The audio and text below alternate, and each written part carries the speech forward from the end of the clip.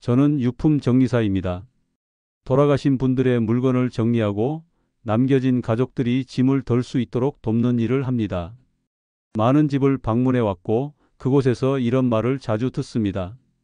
어머니가 살아계실 때 정리 좀 해둘 걸. 아버지가 남기신 물건이 너무 많아서 어디서부터 정리해야 할지 모르겠어요. 하지만 저는 생각합니다. 정리는 떠난 후에 하는 일이 아닙니다. 이제 100세 시대입니다. 우리는 평균적으로 더 오래 살고 은퇴 후에도 30년, 40년을 살아갑니다. 그렇다면 남은 인생을 어떻게 보낼 것인가요? 더 많은 물건에 얽매여 살아야 할까요? 아니면 정리를 통해 더 자유롭고 편안한 삶을 선택할까요? 저는 많은 어르신들의 집을 정리하면서 깨달았습니다. 물건을 정리하는 건 단순히 공간을 비우는 것이 아니라 더 가볍고 행복한 삶을 위한 첫걸음이라는 것을요.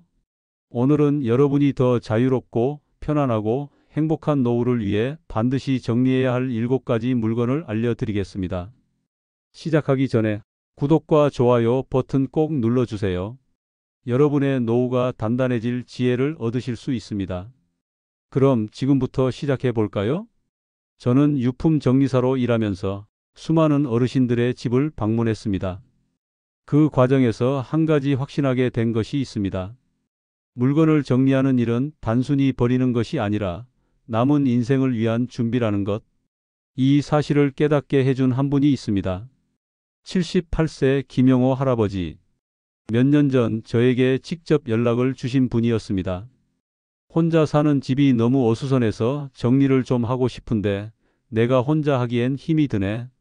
처음에는 단순한 집 정리 요청이라고 생각했습니다. 그런데 막상 할아버지의 집에 도착했을 때 저는 순간 말을 잃었습니다. 40년 동안 쌓아둔 물건들이 거실부터 방, 부엌까지 가득 차 있었습니다. 신문과 잡지는 천장까지 쌓여 있었고 옷장은 문이 열리지 않을 정도로 가득 차 있었습니다. 부엌에는 사용하지 않는 그릇과 오래된 조미료가 켜켜이 쌓여 있었고 방 한 칸은 아예 창고처럼 변해 있었습니다. 그 공간에서 할아버지는 조심스럽게 발걸음을 옮기며 말씀하셨습니다. 이건 아내와의 추억이 있어서.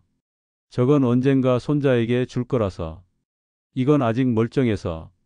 그분께는 모든 물건이 소중한 이유가 있었습니다. 하지만 정리를 시작하면서 조금씩 변화가 생겼습니다. 처음엔 작은 물건 하나를 버리는 것도 힘들어 하셨습니다. 그러나 하루, 이틀이 지나자 할아버지는 스스로 물건을 정리하기 시작하셨습니다. 이제 보니까 이건 정말 필요 없을 것 같네. 괜히 쌓아두고만 있었지, 이제 버리자고. 그리고 가장 놀라운 변화가 있었습니다. 할아버지의 표정이 점점 밝아졌습니다. 걸음걸이도 가벼워졌고 말투도 부드러워졌습니다. 일주일 후 정리가 끝난 마지막 날, 할아버지는 창가에 앉아 바깥을 바라보며 말씀하셨습니다. 이제야 내 집이 아니라 내 공간이 생긴 것 같아. 창문으로 들어오는 햇빛도 더 밝아 보이네. 그 순간 저는 깨달았습니다. 물건을 정리하는 것은 단순히 버리는 것이 아니라 새로운 삶을 위한 용기 있는 선택이라는 것. 물건을 놓아주는 순간 마음의 짐도 함께 내려놓을 수 있다는 것. 그 후로 저는 더 많은 어르신들의 집을 방문하며 같은 변화를 지켜봤습니다. 물건이 줄어들수록 사람은 더 밝아집니다. 여러분도 여러분의 공간을 되찾아야 합니다. 공간이 넓어지고 몸이 편해지고 마음까지 가벼워진다면 그것이야말로 행복한 노후의 시작이 아닐까요? 여러분, 물건을 정리하는 건 단순히 공간을 비우는 일이 아닙니다. 정리하면 삶이 더 가벼워지고 생활이 편안해지고 무엇보다 중요한 것들을 놓치지 않게 됩니다. 이제부터 여러분이 버려야 할 물건들에 대해 이야기해 보겠습니다. 오늘 첫 번째로 말씀드릴 것은 바로 의미 없는 서류와 오래된 공책입니다. 이 서류 정말 필요할까요? 저는 많은 어르신들의 집을 방문하면서 한 가지 공통점을 발견했습니다. 서랍 속에는 항상 수십, 수백 장의 종이들이 가득 차 있다는 것. 은행 거래 내역서, 세금 고지서, 영수증, 보험 안내문, 집수리 계약서. 분명 중요해서 보관한 것이겠지만 막상 필요할 때는 찾기가 더 어려워집니다. 69세 김영철 씨도 같은 고민을 겪었습니다. 보험금을 청구하려고 했는데 정작 필요한 보험 증서를 찾을 수가 없었습니다. 너무 많은 서류들 속에 섞여 있었던 거죠. 틀림없이 이 서랍 어딘가에 있을 텐데 한참을 뒤적이다가 결국 보험사에 재발급을 요청해야 했고 그 과정에서 많은 시간과 에너지를 낭비해야 했습니다. 이처럼 서류가 많으면 정작 중요한 것을 놓치게 됩니다. 게다가 대부분의 서류는 일정 시간이 지나면 의미가 없어집니다. 그렇다면 어떻게 정리하면 좋을까요? 첫째, 5년 이상 지난 서류는 과감히 버리세요. 세금 관련 서류는 5년, 은행 거래 내역은 3년만 보관해도 충분합니다. 광고 전단지나 오래된 안내문은 바로 버리셔도 됩니다. 둘째, 정말 중요한 서류는 한 곳에 모아 보관하세요. 보험 증서, 부동산 계약서, 연금 관련 서류는 투명한 파일에 넣어 쉽게 찾을 수 있도록 정리하세요. 그리고 가족들에게도 어디에 보관했는지 알려주세요. 셋째, 매달 들어오는 고지서와 영수증은 확인 후 바로 처리하세요. 납부한 서류는 따로 모아둘 필요 없이 바로 버려도 됩니다. 요즘은 전자 기록이 남아있기 때문에 굳이 보관할 필요가 없습니다. 넷째, 오래된 공책이나 메모들도 과감히 정리하세요. 한때 중요했던 메모라도 지금 기억조차 나지 않는다면 더 이상 의미가 없는 것입니다. 이렇게 서류를 정리하고 나면 책상과 서랍이 한결 깔끔해집니다. 그리고 진짜 중요한 서류를 찾는 일이 훨씬 수월해집니다. 서류 정리를 마친 김영철 씨도 이렇게 말씀하셨습니다. 이제야 내 삶이 정리된 것 같다. 여러분도 서류를 정리하면서 공간을 넓히고 마음을 가볍게 해보세요. 이제 두 번째로 버려야 할 물건을 말씀드릴게요.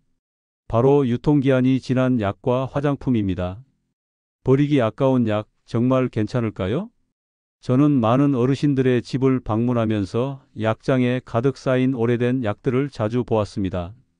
감기약, 소화제, 파스, 연고. 그런데 문제는 이 약들의 대부분이 유통기한이 지났다는 것이었습니다. 아직 반도 안 썼는데 그냥 두고 먹어도 괜찮지 않을까?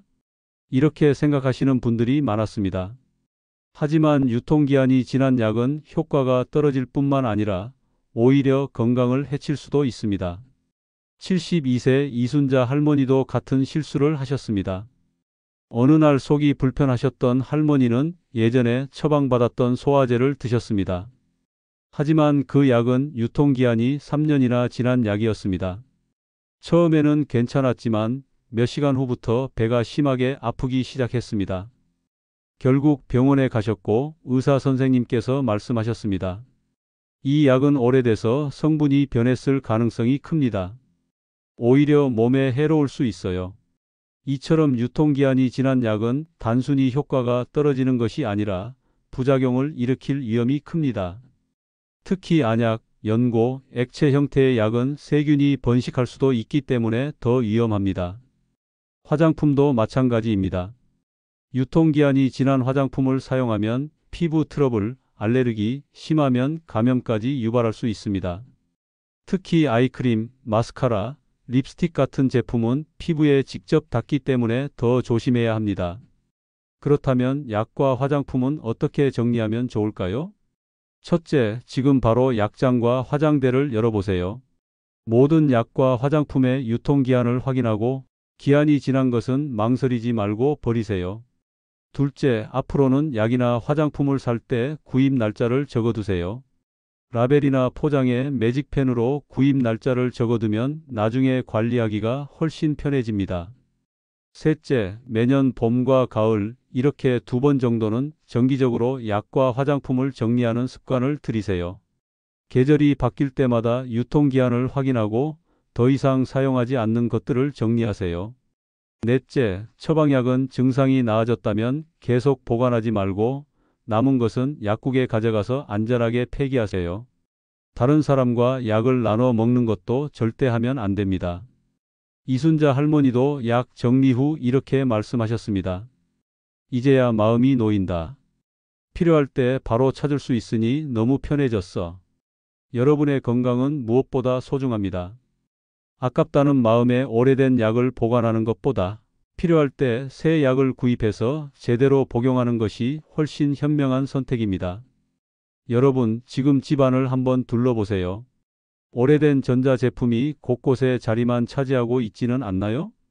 언젠가 쓸지도 몰라. 고장났지만 수리하면 다시 쓸 수 있겠지. 이런 생각으로 남겨둔 전자제품들, 과연 다시 사용할 날이 올까요? 오늘 세 번째로 버려야 할 물건은 바로 쓰지 않는 전자제품입니다. 우리는 흔히 전자제품에 정을 붙이고 쉽게 버리지 못합니다. 특히 비싸게 샀거나 누군가에게 선물 받았거나 처음 샀을 때의 기억이 남아있는 물건들이라면 더 그렇죠. 그렇다 보니 집에는 작동하지 않는 시계, 오래된 라디오, 고장난 전화기, 옛날 텔레비전 같은 것들이 쌓이게 됩니다. 66세 최민수 씨도 그런 고민을 하고 계셨습니다. 라디오를 좋아하셔서 여러 대를 가지고 계셨는데 그 중에는 10년 넘게 한 번도 사용하지 않은 것들도 많았습니다. 언젠가 고쳐서 들어야지. 그렇게 보관만 하던 라디오가 어느새 5대가 되었고 그중 고장난 것들도 있었습니다. 하지만 문제는 그 언젠가가 10년이 지나도록 오지 않았다는 것. 그뿐만이 아닙니다. 오래된 전자제품은 먼지가 쌓이면서 건강에 해로울 수도 있고 전선이 닳아 화재 위험까지 있습니다. 실제로 낡은 전자제품에서 불이 나는 경우도 많습니다. 이제 정말 필요한 것만 남기고 전자제품을 정리할 시간입니다. 그럼 어떻게 정리하면 좋을까요? 첫째, 집 안에 있는 모든 전자제품을 한자리에 모아보세요. 그리고 마지막으로 사용한 날을 떠올려 보세요. 만약 3년 이상 사용하지 않았다면 앞으로도 사용할 가능성이 매우 낮습니다. 과감하게 기부하거나 버리세요. 둘째, 고장난 전자제품은 수리할 계획이 확실하다면 2주 안에 수리소에 맡기세요. 그렇지 않다면 재활용 센터에 보내는 것이 좋습니다. 특히 전선이 닳았거나 오래된 제품은 화재 위험이 있으니 주의하세요. 셋째, 작동하는 전자제품이라도 기능이 중복되는 것들은 하나만 남기고 나머지는 정리하세요. 예를 들어 라디오가 여러 대 있다면 가장 자주 사용하는 것 하나만 남기고 나머지는 필요한 사람에게 나눠주는 것이 좋습니다. 넷째, 전자제품은 함부로 버리면 환경오염의 원인이 됩니다. 꼭 동네 재활용 센터나 전자제품 수거함을 이용하세요. 많은 지역에서는 대형 전자제품을 무료로 수거해 가기도 합니다. 최민수 씨는 고민 끝에 라디오 5대 중 4대를 동네 복지관에 기증했습니다. 그리고 남은 하나는 수리해서 지금도 매일 아침 듣고 계십니다. 정리 후 최 씨는 이렇게 말씀하셨습니다. 집이 훨씬 깔끔해졌고 내가 정말 필요로 하는 것이 무엇인지 알게 되었어요. 여러분도 지금 사용하지 않는 전자제품을 정리해 보세요. 공간도 넓어지고 마음도 가벼워질 겁니다. 여러분, 옷장을 한번 열어보세요. 몇 년 동안 한 번도 입지 않은 옷들이 걸려 있지 않나요? 이 옷 언젠가 다시 입을 날이 올까? 특별한 날에 입으려고 보관해둔 옷, 살이 빠지면 입어야지 하고 남겨둔 옷, 선물 받았지만 내 취향이 아니라서 꺼내지 않은 옷, 이런 옷들이 옷장의 대부분을 차지하고 있지는 않나요? 오늘 네 번째로 버려야 할 물건은 바로 안 입는 옷과 신발입니다. 70세 오경희 할머니는 평생 옷을 모으는 습관이 있었습니다. 버리기 아까워서, 언젠가 입을지도 몰라서, 이런 이유로 20년이 넘은 옷들까지 모두 보관하고 계셨습니다. 옷장은 물론이고 이불장, 창고, 심지어 침대 밑까지 옷으로 가득 차 있었습니다. 제가 정리를 도와드리면서 여쭤봤습니다. 할머니, 이 옷을 마지막으로 언제 입으셨어요? 할머니는 옷을 하나씩 보며 대답하셨습니다. 몇 년 전이야. 기억이 안 나네? 사실상 대부분의 옷이 다시는 입지 않을 옷들이었던 거죠. 우리는 종종 옷에 추억이나 감정을 담아둡니다. 특별한 날 입었던 옷, 소중한 사람에게 선물 받은 옷, 젊었을 때 즐겨 입던 옷. 하지만 이렇게 버리지 못하는 옷들 때문에 정작 매일 입는 옷을 찾기가 더 어려워집니다. 그렇다면 옷과 신발은 어떻게 정리하면 좋을까요? 첫째, 1년 동안 한 번도 입지 않은 옷이 있다면 큰 봉투에 모아보세요. 그리고 그 봉투를 바로 버리지 말고 2주 동안 보관해 보세요. 만약 2주 동안 한 번도 그 옷이 생각나지 않았다면 앞으로도 필요하지 않을 가능성이 큽니다. 그렇다면 기부하거나 버리는 것이 좋습니다. 둘째, 계절이 바뀔 때마다 옷장을 정리하세요. 봄, 여름, 가을, 겨울. 각 계절이 시작될 때 그 계절에 입을 옷만 앞쪽에 두고 나머지는 뒤로 정리하세요. 그리고 한 계절이 지나도록 한 번도 입지 않은 옷이 있다면 그 옷은 앞으로도 입지 않을 가능성이 높습니다. 셋째, 몸에 맞지 않는 옷은 과감히 버리세요. 언젠가 다시 맞겠지. 라는 생각은 대부분 현실이 되지 않습니다. 지금 편안하게 입을 수 있는 옷만 남기는 것이 좋습니다. 넷째, 신발도 마찬가지입니다. 발이 아프거나 너무 낡았거나 1년 이상 신지 않은 신발은 과감히 정리하세요. 특히 노년기에는 편안하고 안전한 신발이 가장 중요합니다. 오경희 할머니는 옷을 정리한 후 이렇게 말씀하셨습니다. 이제야 아침에 무슨 옷을 입을지 고민하지 않아도 돼. 옷장에는 자주 입는 옷들만 남겨두니 고르는 시간이 줄어들었고 방 안이 넓어지면서 마음까지 가벼워졌다고 하셨습니다. 여러분도 오늘 옷장을 열어보세요. 그리고 자신에게 솔직하게 물어보세요. 이 옷 정말 앞으로 입을까? 답이 아니오라면 그 옷은 이제 다른 누군가에게 새로운 주인을 만날 기회를 주세요. 여러분, 이번엔 집안을 한번 둘러보세요. 혹시 다리가 흔들리는 의자, 서랍이 잘 안 열리는 장롱, 깨진 화분, 고장난 시계 같은 물건들이 있지 않나요? 조금만 고치면 다시 쓸 수 있을 거야. 아직은 쓸만하니까 그냥 둬도 괜찮겠지. 이렇게 생각하면서 몇 년째 그대로 두고 계시진 않나요? 오늘 5번째로 버려야 할 물건은 바로 부서진 가구와 망가진 물건입니다. 67세 강동우 씨도 그런 물건들을 집에 두고 계셨습니다. 그중 하나가 다리가 흔들리는 오래된 의자였습니다. 아직 앉을 수는 있으니까 그렇게 몇 년을 그냥 사용하고 계셨습니다. 그러던 어느 날 강 씨는 그 의자에 앉았다가 갑자기 의자가 완전히 무너졌습니다. 순간 중심을 잃고 뒤로 넘어지면서 허리를 세게 부딪혔습니다. 심한 통증 때문에 바로 병원으로 가야 했고 그 후 몇 개월 동안 치료를 받아야 했습니다. 의자 하나 때문에 이렇게 고생할 줄은 몰랐어요. 진작 버릴 걸 그랬습니다. 강 씨의 이야기를 듣고 저도 다시 한번 깨달았습니다. 언젠가 고치겠지라는 생각이 가장 위험하다는 것. 특히 노년기에는 작은 낙상사고 하나가 큰 부상으로 이어질 수 있습니다. 그러니 부서진 가구나 망가진 물건은 그냥 두지 말고 반드시 정리해야 합니다. 그럼 어떻게 정리하면 좋을까요? 첫째, 집안의 모든 가구를 점검해 보세요. 흔들리는 의자, 불안정한 탁자, 서랍이 잘 안 열리는 장롱.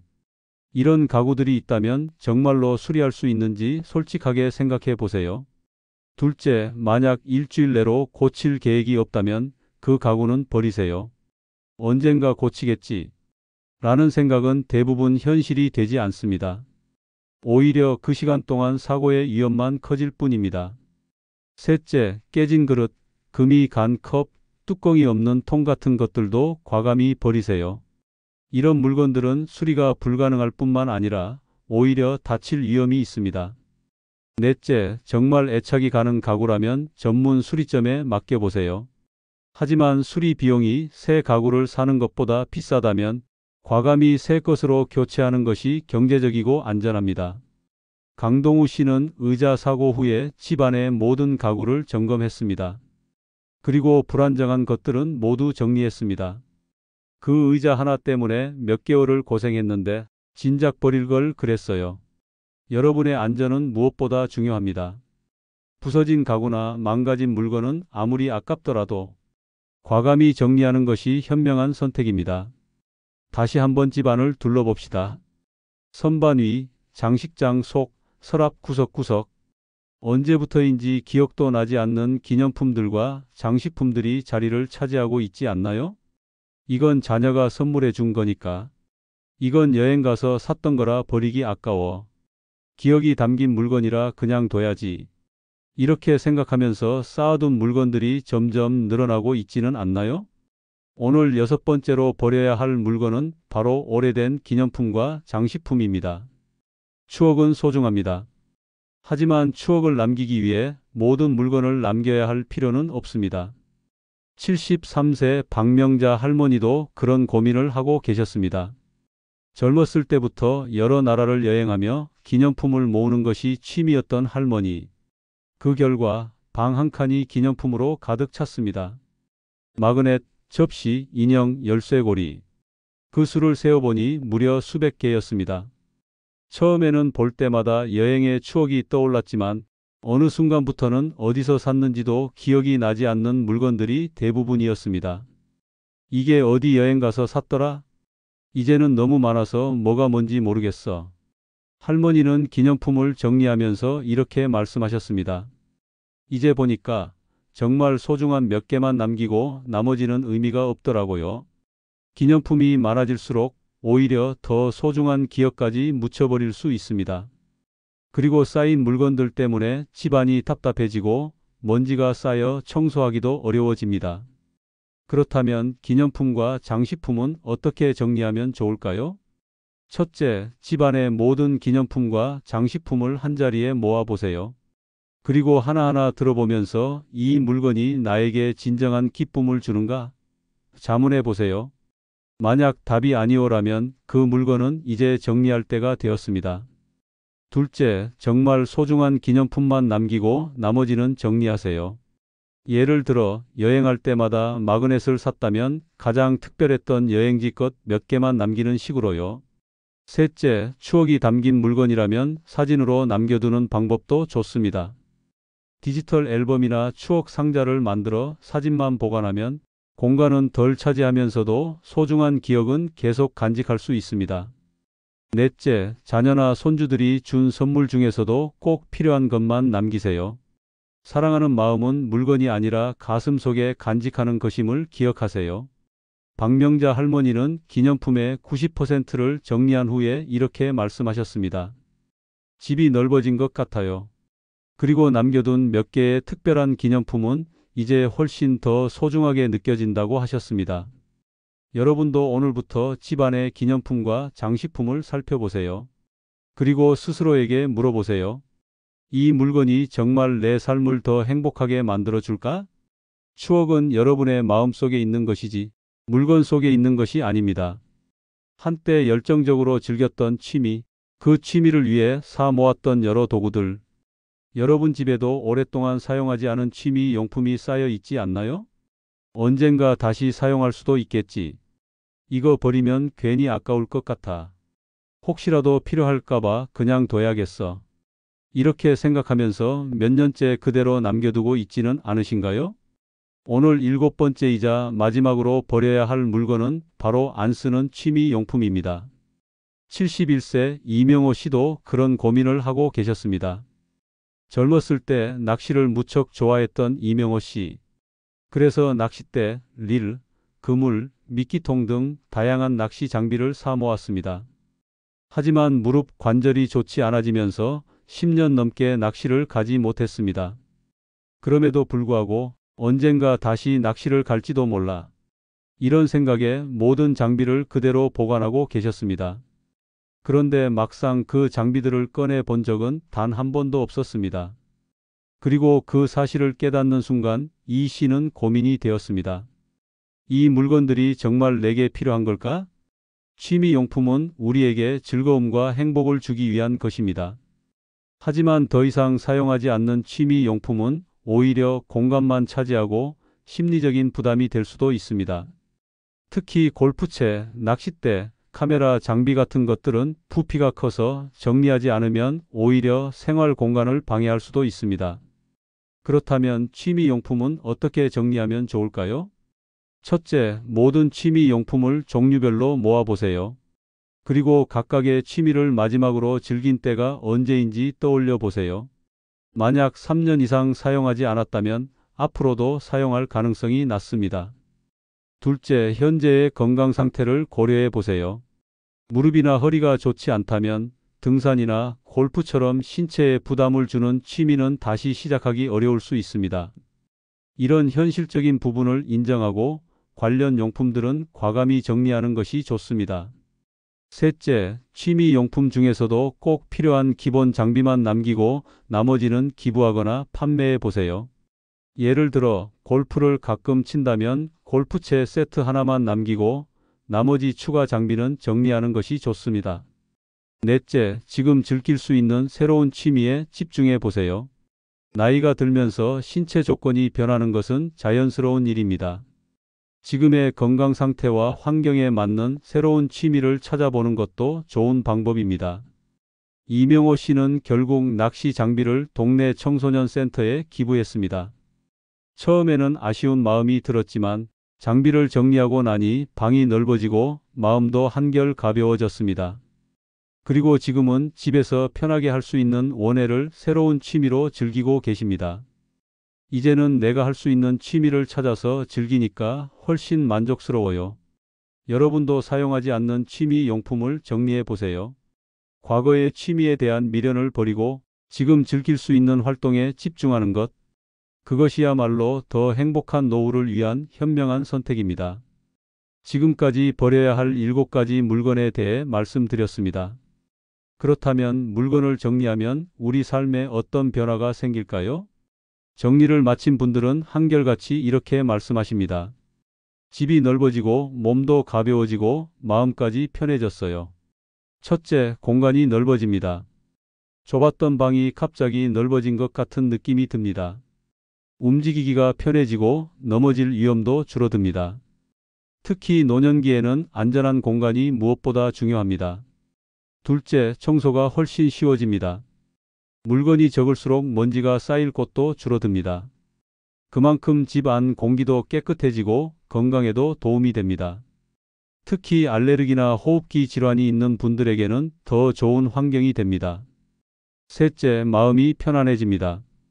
복잡하게 쌓인 물건을 보면 괜히 마음도 어수선해지죠. 하지만 정리가 된 공간에서는 생각도 정리되고 스트레스도 줄어듭니다. 필요한 물건을 쉽게 찾을 수 있어 일상생활도 훨씬 편리해집니다. 마지막으로 가족들에게 부담을 덜어줄 수 있습니다. 우리가 이 세상을 떠난 뒤에는 남겨진 가족들이 물건을 정리해야 합니다. 미리 정리해두면 가족들의 마음과 시간에 여유를 줄 수 있습니다. 하지만 막상 정리를 시작하려고 하면 막막하게 느껴질 수도 있습니다. 그럴 땐 조금씩 시작해 보세요. 하루 15분만 정리해도 한 달이면 집안이 달라집니다. 오늘은 서랍 하나, 내일은 신발장 하나. 이렇게 작은 것부터 정리해 나가다 보면 어느새 집도 마음도 가벼워질 것입니다. 여러분의 남은 삶이 물건에 묻히지 않고 진정한 행복과 평안으로 가득 차길 바랍니다.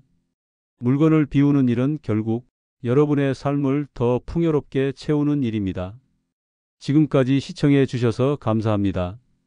지혜의 풍경에서는 앞으로도 여러분의 행복한 노후를 위한 다양한 정보를 나눌 예정입니다.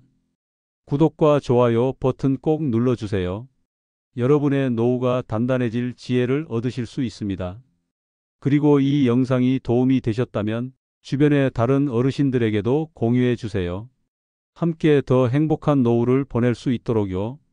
여러분의 정리 경험을 댓글로 남겨주세요. 그 경험이 다른 분들에게도 큰 도움이 될 것입니다. 감사합니다.